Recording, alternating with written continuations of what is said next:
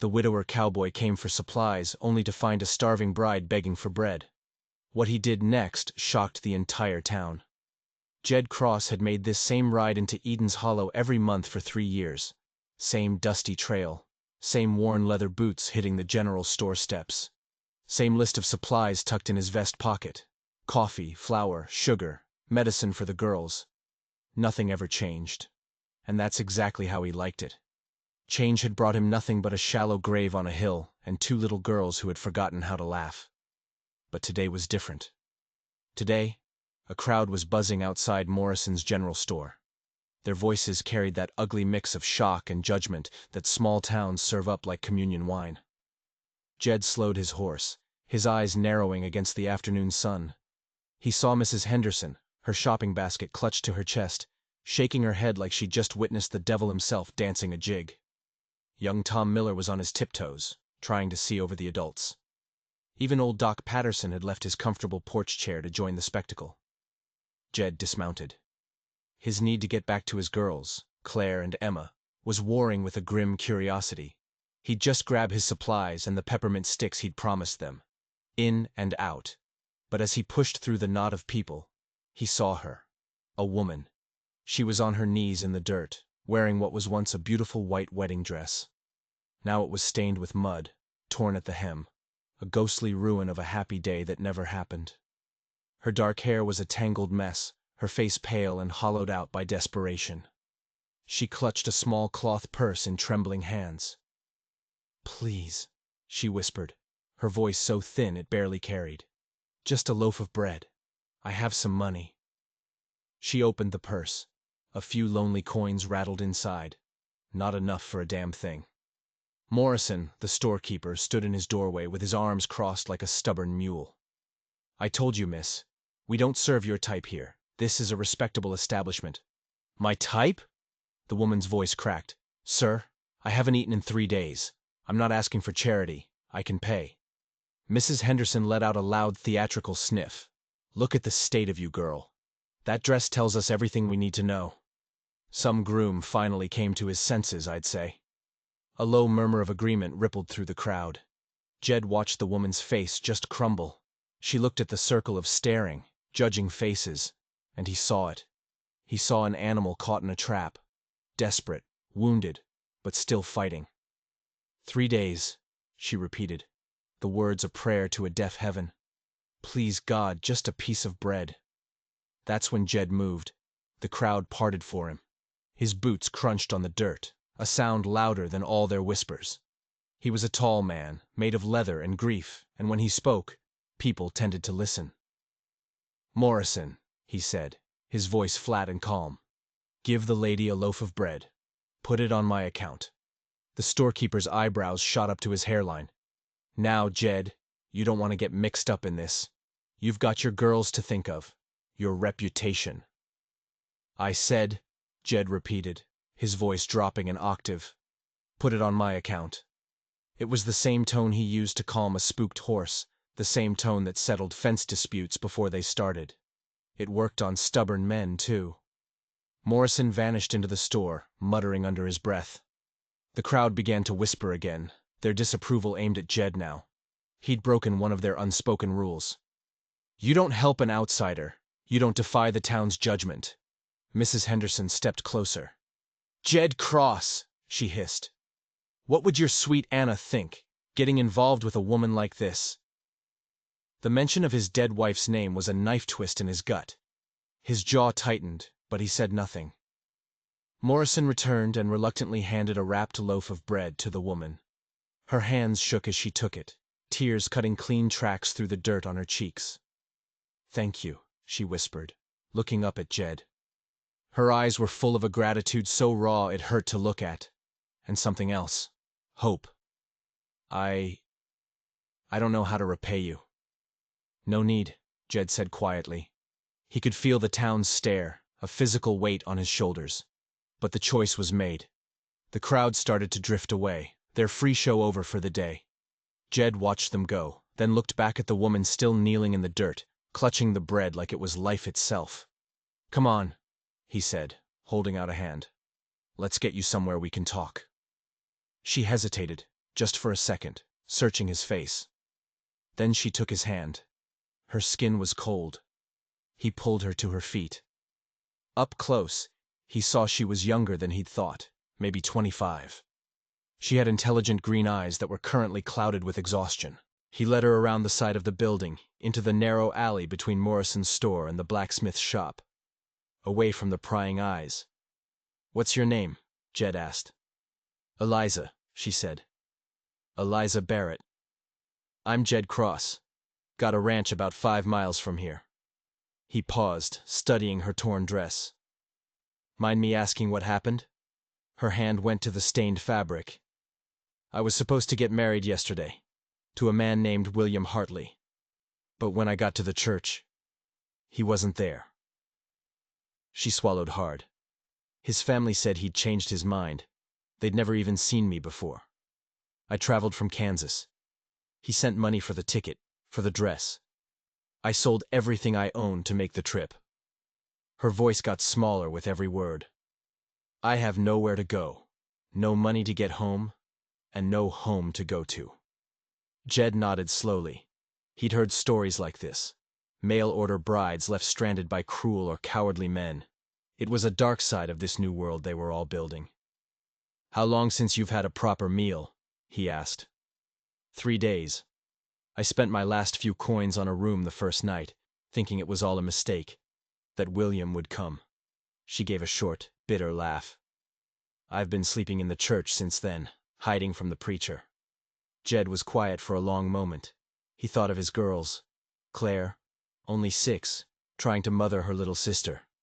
Emma, 3 years old and so quiet since Anna died. The house was falling apart.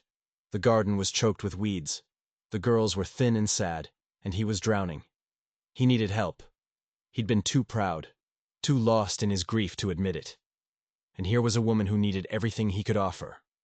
A roof, food, respectability, a name, a woman who'd been abandoned, just like him. "I've got a proposition for you," Jed said finally. Eliza stared at him, hardly breathing. "I'm a widower. Lost my wife, Anna, to a fever last year. I've got 2 little girls, Claire and Emma. I'm doing my best, but—" He ran a hand through his dusty hair. "I need help with them, and you need a place to stay. You need my name to protect you." "What are you suggesting?" she whispered. "A marriage," Jed said plainly. "Of convenience. Nothing more. Just 2 people helping each other out. You'd have your own room, your own space. But to the town, to my girls, you'd be my wife, Mrs. Cross." The offer hung in the air between them. A lifeline. Eliza clutched the bread, her mind racing. A total stranger was offering her salvation. It was too much, too fast, too good to be true. But she looked at his face. It was a kind face, but weathered by hardship. His eyes held a sadness that she recognized because she saw it in her own reflection. "Your girls," she said slowly. "What would they think?" "They're hurting," Jed admitted. "Emma hasn't spoken more than a handful of words since her mama died. Claire tries to be strong for everyone. They need someone who knows what it's like to lose everything." Tears threatened again. This man wasn't just offering her shelter. He was offering her a purpose, children who needed her, a reason to keep going. She looked at this stranger, this cowboy who had stepped out of the crowd, and she knew one word could change her entire world. But as she opened her mouth to say yes, a cold feeling washed over her. She knew nothing about this man, or the 2 grieving children waiting for him at home. She was trading one unknown danger for another, and winning over those 2 little girls would prove to be a far harder battle than facing down an entire town of judgmental strangers. The ride to Jed's ranch was a long, nervous silence. Eliza sat sideways behind him on the horse, the precious loaf of bread tucked safely in her lap. She could feel the solid warmth of his back against her hands, could smell the honest scent of leather and dust and hard work. With every step the horse took, she was leaving the cruelty of Eden's Hollow further behind, and walking into a future she couldn't possibly imagine. When they finally crested a small hill, The Cross Ranch came into view below them. The cabin was solid, built from thick logs with a wide front porch, but it was a place steeped in neglect. Laundry hung limp and crooked on a line. The vegetable garden was a jungle of weeds. A child's toy lay forgotten in the dirt. "It's not much right now," Jed said, his voice laced with embarrassment. "Anna, she kept it nice." "It's beautiful," Eliza said, and she meant it. It was a home. You could feel the ghosts of laughter and love in the very air. As they got closer, two small faces appeared in the window. One with dark hair and serious eyes too old for her face. The other, a little blonde thing, her nose pressed against the glass. Jed helped her down. "Girls," he called, "come on out. There's someone I want you to meet." The door opened, and the two children stepped onto the porch. The older one, Claire, held her sister's hand in a tight, protective grip. "This is Miss Eliza," Jed said carefully. She's going to be staying with us for a while, helping out." Claire studied Eliza with an unnerving intensity. "Are you our new mama?" The question was a bullet. Jed cleared his throat. "Claire, we'll talk about that later. Miss Eliza is tired and hungry." The little one, Emma, said nothing. She just stared, her wide blue eyes like two chips of sky. There was a heartbreaking stillness about her. Eliza knelt down to their level. "Hello, Claire. Hello, Emma. Your papa tells me you're very good helpers." Claire's chin lifted. "I take care of Emma. I make her breakfast and brush her hair." "That's a very big job," Eliza said admiringly. Something in the little girl's rigid posture softened. Just a little. Eliza reached into her small bag, broke off a piece of the bread, and offered it to Emma. "Would you like some?" Emma looked at the bread, then at her father, then back at Eliza. Slowly, her tiny hand reached out and took it. When she took a bite, the ghost of a smile touched her lips. "She likes it," Claire observed, her voice filled with surprise. "Emma doesn't eat much anymore." Jed's face was a mask of pain. "Not since her mama went to heaven." The inside of the cabin told the same story as the outside. A family holding on by a thread, dishes in the basin, toys scattered everywhere. But underneath the dust and sadness, it was a warm home.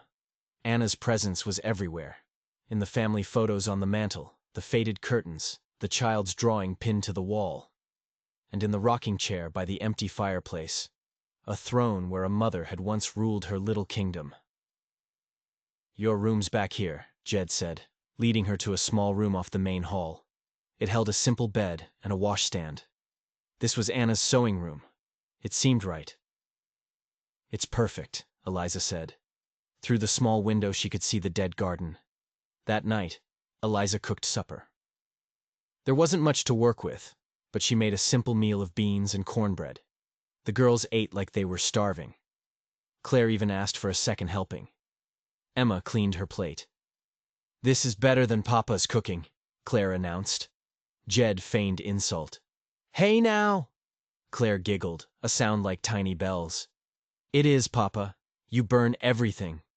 Jed smiled, a real smile this time, and it changed his whole face. For a moment, the grief was gone. Later, as Eliza helped the girls get ready for bed, Claire was a whirlwind of questions. But Emma was silent, just watching. During bath time, as Eliza gently washed the little girl's hair, Emma spoke. Her voice was soft and sweet as a bird's song.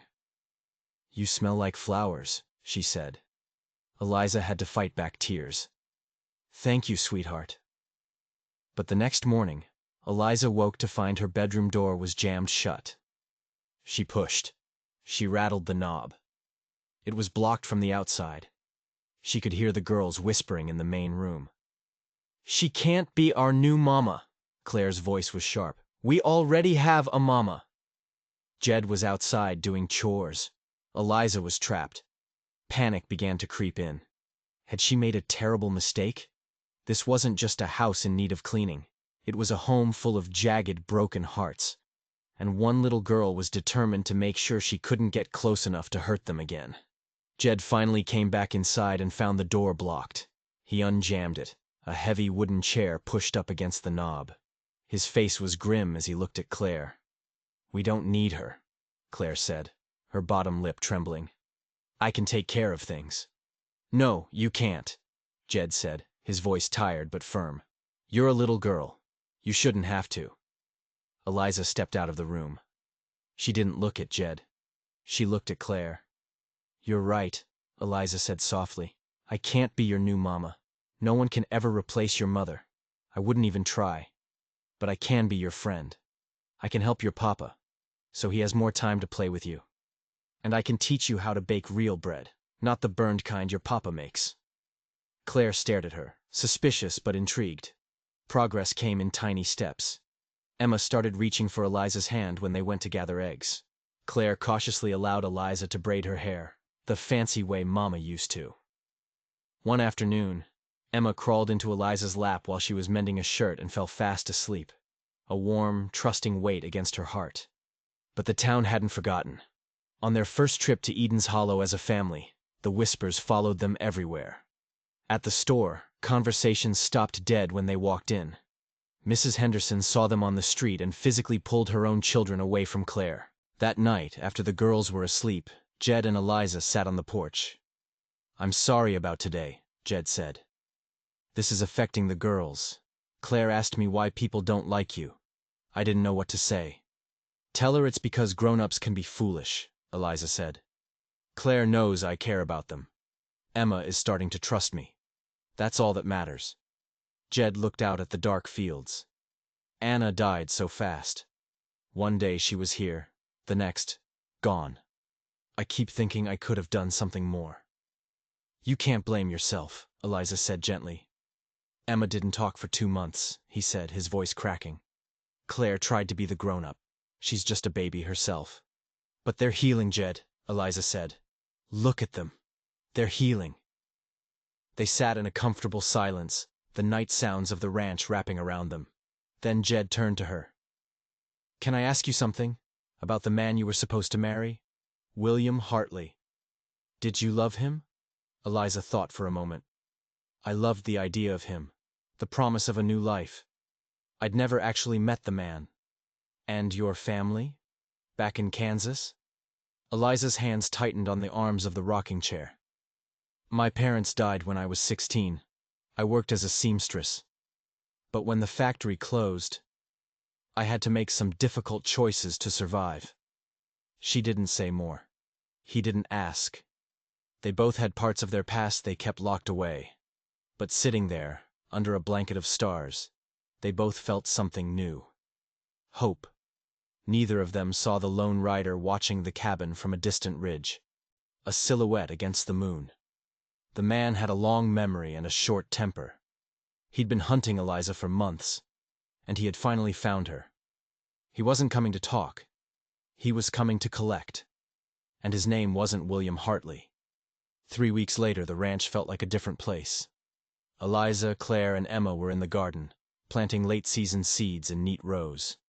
"Mama used to say that talking to the plants helps them grow," Claire said seriously. "Then let's talk to them," Eliza smiled. "Tell them to be strong," Emma whispered to the dirt. "Like us." Jed watched from the fence, his heart aching with a feeling he hadn't felt since Anna. When had he started thinking of them as a family? Maybe it was the night Emma came down with a fever, crying out for her mama in her sleep.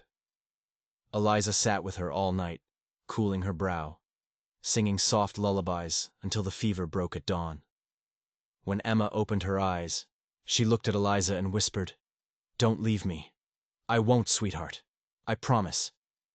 Watching them, Jed knew this was no longer a marriage of convenience. He had fallen in love with Eliza Barrett, but their fragile peace was about to be destroyed. A man named Charles Whitlow rode into Eden's Hollow. He was dressed in an expensive suit and carried himself with an air of cold authority. He went straight to the saloon and started buying drinks, asking questions about the woman at the Cross Ranch. "Eliza Barrett?" he said to the bartender, a thoughtful look on his face. "I'm a friend of the family. Been looking for her ever since she ran away from Kansas. Her poor aunt is worried sick." Mrs. Henderson was more than willing to fill in the blanks. "Living in sin with that widower, if you ask me. Landed on his doorstep in a torn wedding dress. What kind of decent woman does that? Whitlow's smile was thin and cold. How interesting. By afternoon, the town was on fire with new rumors. Whitlow had been generous with his stories. How Eliza had worked in a brothel in Dodge City. How she'd stolen from her employer and run away in the night, owing a massive debt to very dangerous people. The town's dislike hardened into outright hatred. When Jed went to town for supplies, Morrison refused to serve him. "That woman's past has caught up to her, Jed," the storekeeper said, not meeting his eyes. "A man came by, told us all what she really is." Before Jed could react, a smooth voice spoke from behind him. "Mr. Cross, I'm Charles Whitlow. I believe we have something to discuss." The man was tall, well-dressed, and had eyes as cold as a snake's. "I don't know you," Jed said, "and I don't discuss my family with strangers." "Ah, but Eliza isn't your family, is she?" Whitlow said. "She's a runaway, and she owes my employers a great deal of money. I'm here to take her back. She's under my protection now." Whitlow's smile turned predatory. "Is she? What will happen when your daughters find out what kind of woman has been tucking them into bed? When this whole town knows you're harboring a whore?" The word hung in the air like poison. "Get out of my sight," Jed said, his voice deadly quiet. "I'll be at the hotel," Whitlow said smoothly, "when you come to your senses." That evening, while Jed was in the barn, Whitlow rode up to the ranch. Eliza saw him from the doorway, and all the color drained from her face. "Charles," she whispered. "Hello, darling," he said, dismounting. "Miss me?" Emma whimpered and hid behind Eliza's skirts. "What are you doing here?" "Collecting what's owed. You didn't really think you could just disappear, did you? You're coming back to Dodge City to work off your debt." "I'm not going anywhere," Eliza said, her voice shaking but firm. "I have a family now." Whitlow laughed, a nasty sound. "A family? These people have no idea what you are. But they will." He reached into his coat and pulled out a photograph, a daguerreotype. It showed Eliza in a dress that left nothing to the imagination, her eyes hollow and dead. "1 week. Pack your things, or I start showing this to everyone in town, starting with your precious Jed and his sweet little girls." He spurred his horse and rode away, leaving Eliza frozen in the yard, her world collapsing around her. When Jed came in from the barn, he found her frantically packing a small bag, tears streaming down her face. "What is it? What happened?" She finally broke. She told him everything. The brothel in Dodge City, the choices she'd made to survive, the debt, the man. She watched his face as she spoke, watched it turn from confusion to a cold, hard mask. He didn't yell, he didn't rage, he just went still. The silence that followed was worse than any anger.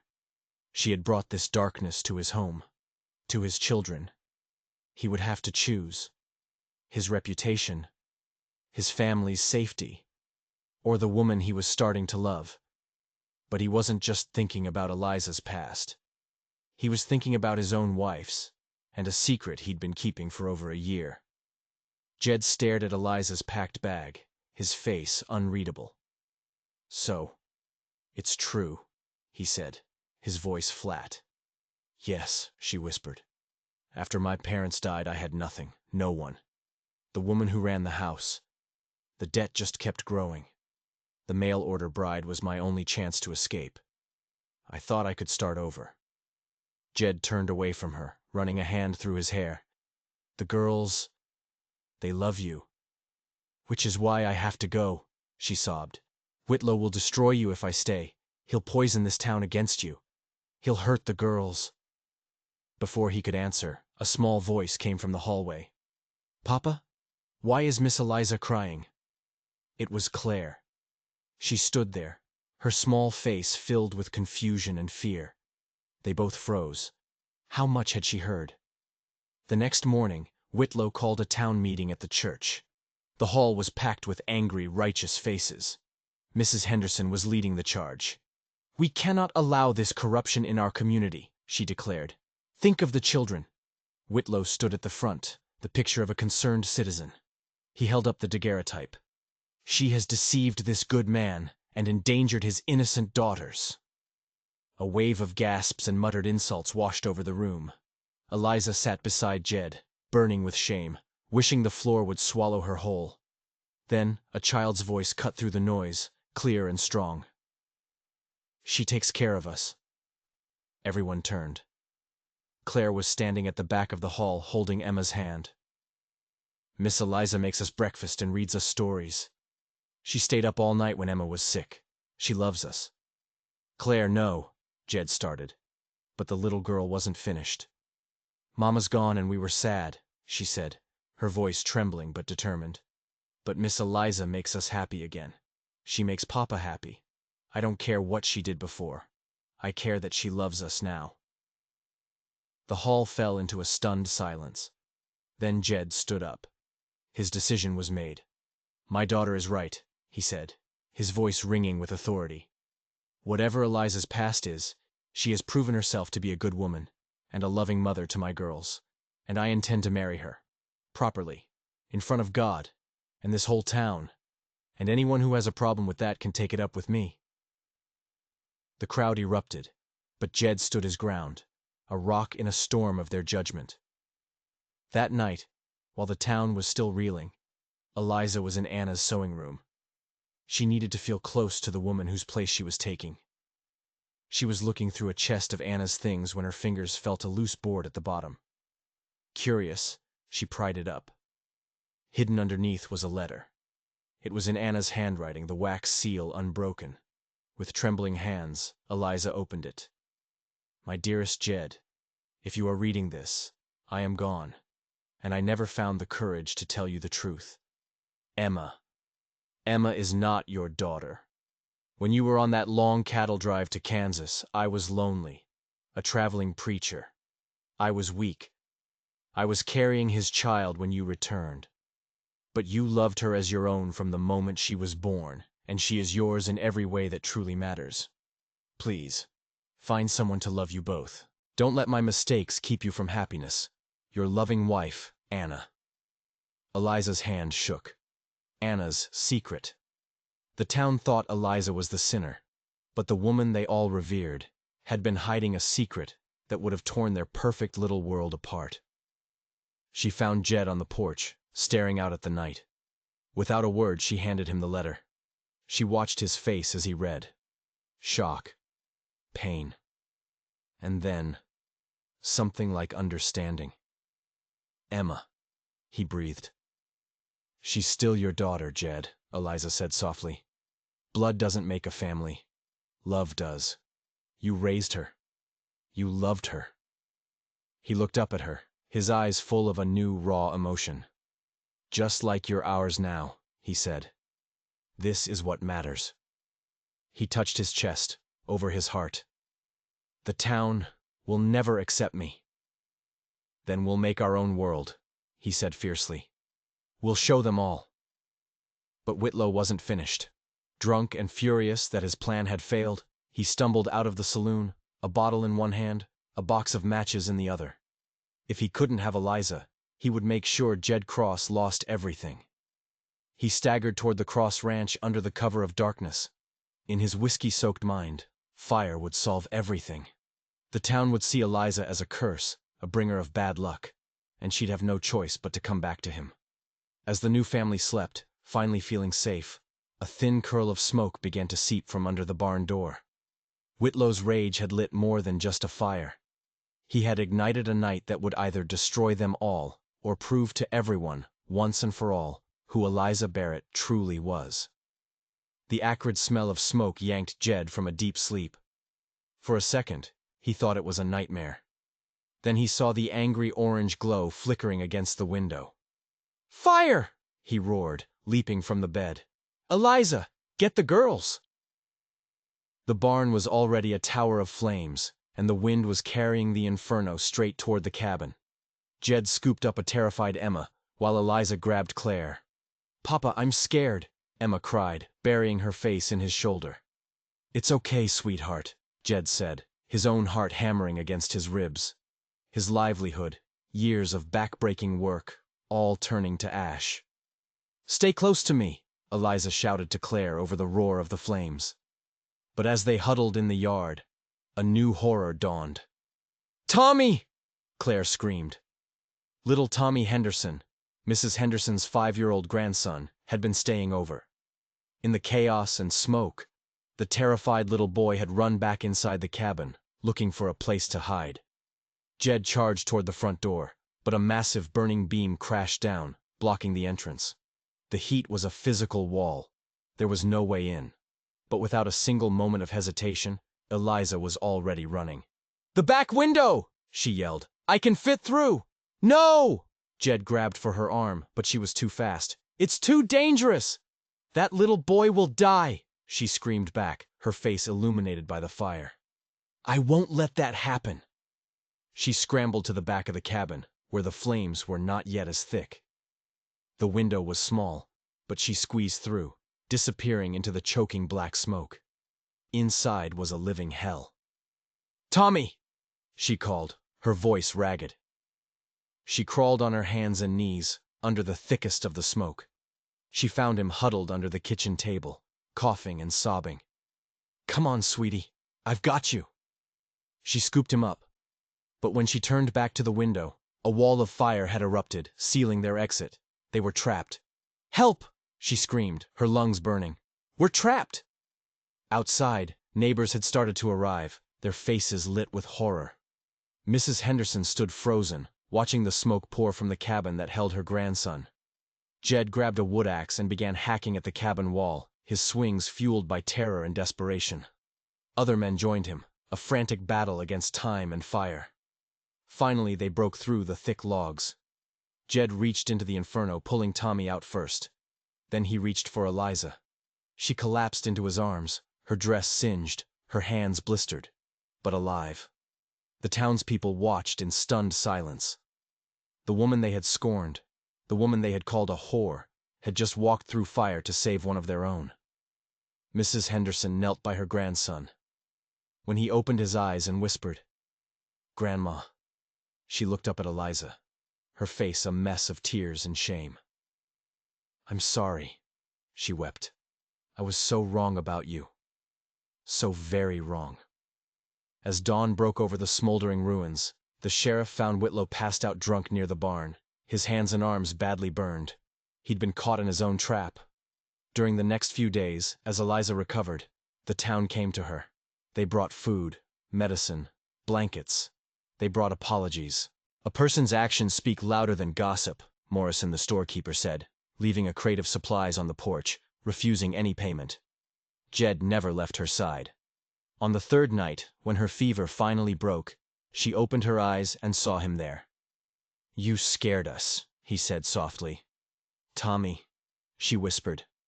"He's fine." "Because of you," Jed said, his voice thick with emotion. "The whole town knows who you really are now." "And who am I?" she asked, wincing as she tried to sit up. "You're the bravest woman I've ever known," he said, taking her bandaged hand. "You're the woman I love. Marry me, Eliza, for real this time." Tears filled her eyes. "Even after everything?" "Especially because of everything," he said. "It made you who you are. Someone who would risk it all to save a child. I love you." "I love you too," she whispered. "I love you and Claire and Emma more than I ever thought I could love anything." The fire had taken their barn, but it had forged something unbreakable in its place. A family, a community, a love story born from the ashes. 6 months later, Eliza stood in a simple white dress in the middle of her restored garden. The burns on her hands had faded to faint scars, which Jed called her badges of courage. The entire town was there to watch them get married. "Love isn't about finding someone perfect," the pastor said. "It's about choosing to love someone completely, scars and all." Years passed. The Cross Ranch thrived. Jed became the town sheriff. Eliza started a small school for girls who, like her, needed a second chance.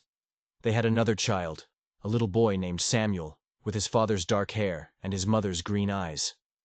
One evening, sitting on the porch watching their children play, Eliza said, "Remember when they used to whisper about us?" Jed pulled her close. "Now they point to us as proof that love can save anyone."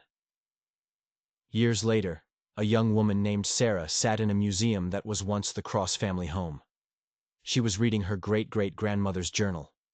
Sarah was struggling herself, feeling lost and broken after a messy divorce. She read Eliza's final entry. "If my story teaches anything, let it be this. One act of kindness can change the world. One person willing to look past the scars and see the heart. That's all it takes." The question isn't whether people deserve a second chance. The question is, will you be brave enough to offer one? Sarah closed the journal. In her pocket was a business plan for a job training center for women in crisis. A plan she'd been too afraid to pursue. Eliza's courage, a ripple across time, gave her the strength she needed. One act of kindness. One choice to see past the judgment. One decision to love without conditions. That's all it took to change 3 lives and build a legacy that echoes to this day. If you enjoyed this story, don't forget to subscribe. And ask yourself, who in your life needs a second chance? You might just be the one they're waiting for.